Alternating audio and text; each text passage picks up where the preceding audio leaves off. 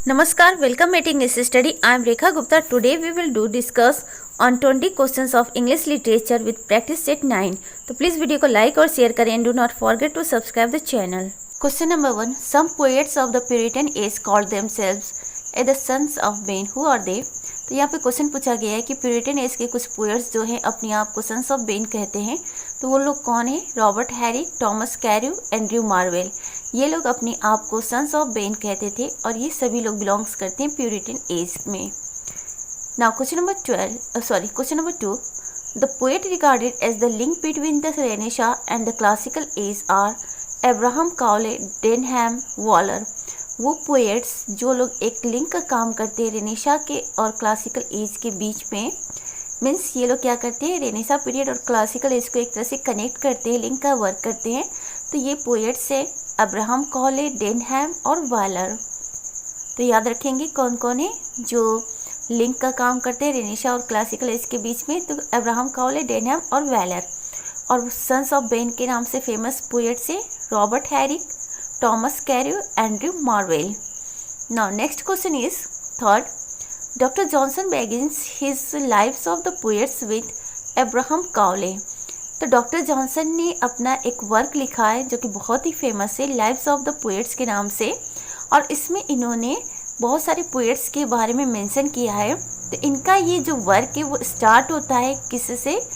Abraham Kawale से। Now question number 4. To whom do we assign these lines wherein the poet argues that since everything in nature drinks, why should not we? यहाँ पे पूछा गया है कि ये जो लाइंस दिए गए हैं ये किससे बिलोंग करता है, वो कौन से पोएट हैं जिनसे बिलोंग करता है, और जिन्होंने कहा कि जब नेचर ड्रिंक्स करता है तो फिर क्यों पब्लिक क्यों नहीं ऐसा कर सकते, लोग क्यों नहीं कर सकते हैं। Just like fill up the bowl, then fill it high, fill all the glasses there, for why should every creature drink but I? Why man or morals tell me why? तो यहाँ पे इन्होंने कहा है कि जब नेचर के हर creature जो है इस तरह का काम कर सकते हैं तो क्यों मैन नहीं क्यों कर सकते हैं, जो मैन है वही क्यों मॉरलिटी का जो बर्डन है उसको लेकर चले। तो this belongs to Abraham Cowley.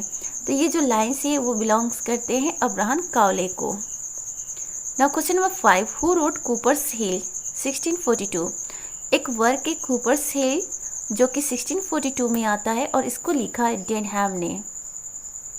Question number 6. Who is the author of the famous lines stone walls do not a prison make nor iron bars a cage? तो इसके इस लाइन्स के जो कंपोजर हैं वो है सर रिचर्ड लवलेस। तो यहाँ पे पूछा गया है, ये बहुत ही अच्छी लाइन है, stone walls do not a prison make nor iron bars a cage. तो इस लाइन को किसने लिखा? सर रिचर्ड लवलेस ने लिखा है। और कूपर हिल्स किसका वर्क है? डेनहैम का। Question number 7. Who wrote the following lines? He that would hope to write well hereafter in laudable things ought himself to a true poem that is a composition and pattern of the best most honourable things. तो इस lines को किसने लिखा है पूछा गया है। तो इस लाइन के लिखने वाले हैं जॉन मिल्टन जो कि प्यूरिटन टाइम के बहुत ही जाने माने पोएट हैं। Now question number 8. Thy soul was like a star and dwelt apart. Thou hast a voice whose sound was like the sea. ये किसका वर्क है? तो ये विलियम वर्ड्सवर्थ का वर्क है। Thou soul was like a star and dwelt apart. Thou hast a voice whose sound was like the sea. तो belong करता है विलियम वर्ड्सवर्थ को। Now question number 9. John Milton wrote a poem when he was at Cambridge, which still remains one of his best name 8. John Milton ने अपने Cambridge का जो college time period है उसमें इन्होंने एक पोएम लिखा था और उसी के बारे में क्वेश्चन किया गया है। तो वो पोएम है on the morning of Christ nativity. इनका ये बहुत ही फेमस वर्क है और इन्होंने जब कैम्ब्रिज में ये स्टडी कर रहे थे तभी इन्होंने लिखा था। Question number 10. John Milton was born in 1608. यहाँ पे जॉन मिल्टन के बर्थ डेट के लिए पूछा गया है कि इनका जन्म कब हुआ था? 1608 में। Now question number 11. How many books are there in Paradise Regained? Paradise Regained में टोटल कितने बुक्स हैं? तो टोटल 4 बुक्स हैं। और पैराडाइज लॉस्ट में कितने बुक्स हैं? Total 12 books. Who is the hero of paradise regained? Here is question कि पैराडाइज रीगेन का हीरो कौन है? क्राइस्ट। और पैराडाइज लॉस्ट का हीरो कौन है? Satan. What is the theme of Paradise Regained? Paradise Regained का थीम पूछा गया है the temptation of Jesus Christ. तो पैराडाइज रीगेन्ड का जो थीम है वो क्या है? Temptation of Jesus Christ. और वहीं पैराडाइज लॉस्ट का थीम क्या है? Falls of man. Now question number 14, what do L'Allegro and Il Penseroso? L'Allegro and Il Penseroso मतलब बताना है। तो इसका मतलब होता है चीयरफुल मैन और pensive man. Means L Allegro का मतलब होता है चीयरफुल मैन और एल पेंसरेशो का मतलब होता है पेंसिव मैन।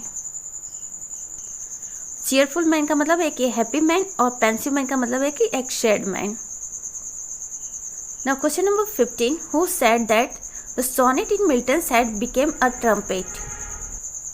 तो किसका मानना है कि मिल्टन के हैंड्स में सोनेट क्या बन जाता है? ट्रम्पेट बन जाता है। तो विलियम वर्ड्सवर्थ ने कहा है ये बात मिल्टन के लिए। Now question number 16, the plot of Samson agonist is taken from the book of जज। मिल्टन का ही एक वर्क है सैमसन एगनिस्ट और इसका जो प्लॉट है वो लिया गया है द बुक ऑफ जज से। और मिल्टन के बारे में वर्ड्सवर्थ ने कहा है sonnets become in Milton's hand what? A trumpet. Now question number 17. Milton's Samson Agonist is a tragedy on the Greek model. Whom does he follow here? Sophocles. Milton's का जो वर्क सैमसन एगनिस्ट है वो एक tragedy है जो कि Greek model पर based है। और इस वर्क को लिखते समय मिल्टन ने किसको फॉलो किया? किस ग्रीक राइटर को फॉलो किया है? तो उन्होंने सोफोक्लिस को फॉलो किया है। Question number 18, what is the literary form used in Samson agonist?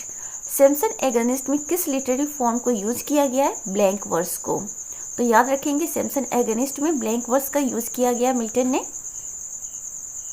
और मिल्टन का जो सैमसन एगनिस्ट है वो सोफोक्लिस के मॉडल पर बेस्ड है। Now question number 19, who visited Samson in the Philistine prison? तो जब सैमसन जो है प्रिजन में रह रहा था, फिलिस्टाइन प्रिजन में रह रहा था, तो उससे मिलने कौन कौन लोग गए थे? मनोवा उसके फादर, डेलीला उसकी वाइफ और हरप्पा जो कि एक ब्रेगार्ड है। तो ये 3 लोग जो है सैमसन से मिलने गए थे फिलिस्टीन में। मनोवा उसके फादर, डेलीला उसकी वाइफ और Harapha the braggart. Now question number 20, who is the hero of Paradise Lost? तो यहाँ पे क्वेश्चन पूछा गया है पैराडाइज लॉस्ट के हीरो कौन है? तो सैटर्न है। तो याद रखेंगे पैराडाइज लॉस्ट का हीरो सैटर्न। और सैमसन से मिलने फिलिस्टाइन प्रिजन कौन गया था? मनोवा, डेलीला और हरप्पा। तो this is all about for today's video. Please video को लाइक और शेयर करें। Do not forget to subscribe the channel. Thanks for watching.